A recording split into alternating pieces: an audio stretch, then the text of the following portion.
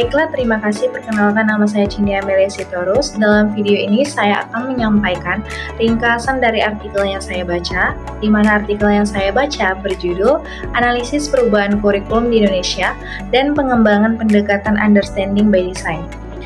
Understanding by Design merupakan suatu pendekatan dalam merancang pembelajaran yang memiliki tujuan utama, yaitu membangun pemahaman peserta didik. Metode ini juga dikenal dengan istilah backward design. Sesuai dengan yang termakna dalam namanya, desain ini dimulai dari akhir terlebih dahulu, yaitu tujuan pembelajaran yang akan dilakukan. Kemudian kita mundur untuk mengembangkan bahan ajar dari kegiatan pembelajaran untuk memenuhi tujuan yang ingin dicapai.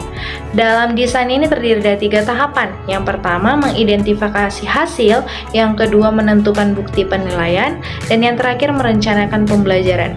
Dikarenakan pembelajaran harus dimulai dari hasil, maka pendidik harus merancang atau membuat rubrik asesmen dengan terlebih dahulu melakukan diagnostik awal. Nah, pada tahap 2, yaitu bukti penilaian, yang dilakukan adalah menentukan metode penilaian atau asesmen yang di dalamnya dijelaskan secara rinci tentang rencana asesmen diagnostik yang akan dilakukan di awal pembelajaran dan asesmen sumatif dan formatif. Asesmen yang dilakukan di awal, yakni asesmen diagnostik, bertujuan untuk menilai kesiapan setiap peserta didik. Nah, hanya itu yang mungkin saya bisa sampaikan. Atas perhatiannya saya ucapkan terima kasih. Terima kasih kepada Saudara Cindy. Saya akan melanjutkan tentang artikel selanjutnya oleh Santoso tahun 2007 dengan judul penelitian Penilaian Portofolio dalam Matematika, Jurnal Pendidikan Matematika, volume 1 nomor 2, halaman 31 sampai 38. Adapun ringkasan dari artikel ini adalah paradigma baru pendidikan matematika sesuai dengan pesan kurikulum tingkat satuan pendidikan, menghendaki dilakukan inovasi yang terintegrasi dan berkesinambungan. Kebiasaan guru dalam mengumpulkan informasi mengenai tingkat pemahaman siswa melalui pertanyaan, observasi, pemberian tugas, dan tes akan sangat bermanfaat dalam menentukan tingkat penguasaan siswa dan dalam evaluasi keefektifan proses pembelajaran matematika. Terkait dengan paradigma baru pendidikan matematika, maka portofolio atau pembelajaran dan penilaian berbasis portofolio adalah model yang sangat dekat dengan karakteristik permasalahan penilaian. Portofolio sangat bermanfaat dalam memberikan informasi mengenai kemampuan dan pemahaman siswa, memberikan gambaran otentik kepada guru tentang apa yang telah dipelajari siswa, kesulitan dan kendala yang dialami siswa dalam belajar, dan jenis bantuan yang diharapkan siswa. Sekian dari saya, selanjutnya akan dijelaskan oleh rekan saya, Siti Rahmah. Terima kasih kepada teman saya Pesta Ruth Cahaya Sitanggang. Kemudian saya Siti Rahma akan menjelaskan mengenai artikel yang berjudul Meningkatkan Pemahaman Siswa dalam Materi Aritmatika Sosial melalui Proyek Penguatan Profil Pelajar Pancasila. Jurnal ini ditulis oleh Al-Haddad pada tahun 2022. Berdasarkan artikel yang saya baca, terdapat 3 teknik penilaian yang dapat dilakukan guru untuk meningkatkan pemahaman siswa mengenai materi aritmatika sosial ini. Yang pertama yaitu ada lembar observasi. Lembar observasi digunakan untuk mengamati aktivitas siswa selama kegiatan proyek penguatan profil pelajar Pancasila ini. Kemudian yang kedua ada tes. Tes diberikan setelah proyek selesai untuk mengetahui pemahaman siswa dalam materi aritmatika sosial ini setelah mengikuti kegiatan proyek. Kemudian yang ketiga ada wawancara. Wawancara dilaksanakan pada saat siswa melaksanakan kegiatan. Sekian penjelasan saya mengenai ringkasan artikel yang telah saya baca. Saya ucapkan terima kasih. Baiklah, terima kasih. Di sini saya akan melanjutkan penjelasan mengenai contoh penerapan tahap 2 UBD sesuai dengan template. Tahap 2 UBD yaitu adalah menentukan bukti penilaian. Nah, ada tugas kinerja, Pertanyaan yang pertama, melalui tugas kinerja otentik apa siswa akan mendemonstrasikan pemahaman yang diinginkan?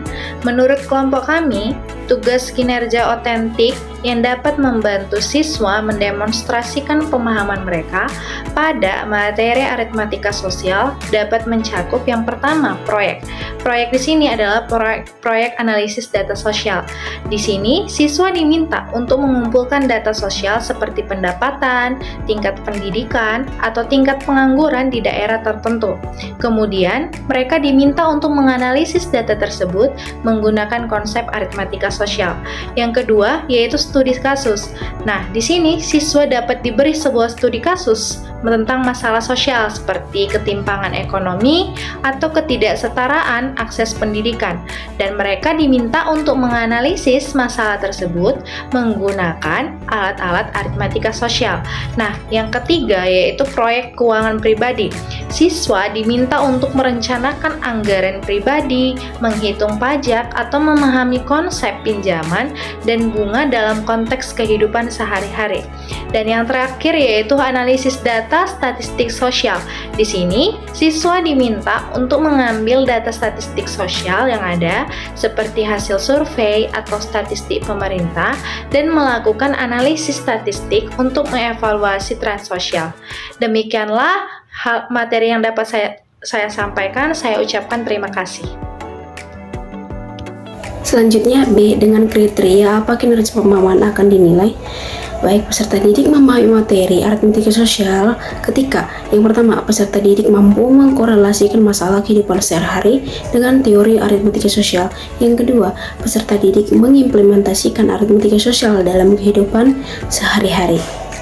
Kriteria kinerja pemahaman peserta didik dalam aritmatika sosial dalam matematika dapat dinilai berdasarkan beberapa faktor, yaitu pemahaman konsep, yang artinya kemampuan peserta didik untuk memahami konsep-konsep dasar aritmatika sosial seperti perbandingan, presentasi, rasio, dan proporsi dengan baik.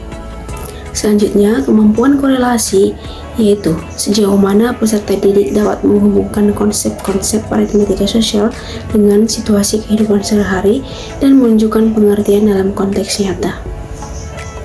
Selanjutnya, bukti lainnya.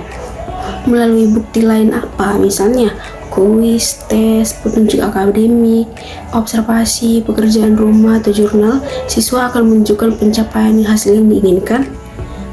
Nah, untuk jawabannya, yaitu siswa dapat menunjukkan pencapaian hasil yang diinginkan melalui berbagai bukti. Yang pertama itu ada proyek. Siswa dapat membuat proyek yang mencerminkan pemahaman mendalam mereka tentang aritmatika sosial. Yang kedua ada portofolio. Siswa dapat menyimpan catatan atau portofolio yang mencatat perkembangan mereka. Yang selanjutnya mengenai bagaimana siswa merefleksikan dan menilai sendiri pembelajaran mereka. Nah, untuk bagian yang ini, siswa dapat merefleksikan dan menilai sendiri pembelajaran mereka dengan mencatat pengalaman belajar mereka sehari-hari, seperti yang pertama itu mencatat apa yang telah dipelajari dan apa yang menarik perhatian mereka serta kesulitan jika ada. Yang kedua itu dapat menilai sejauh mana mereka telah mencapai tujuan pembelajaran. Yang ketiga, dapat mengevaluasi metode pembelajaran yang mereka gunakan.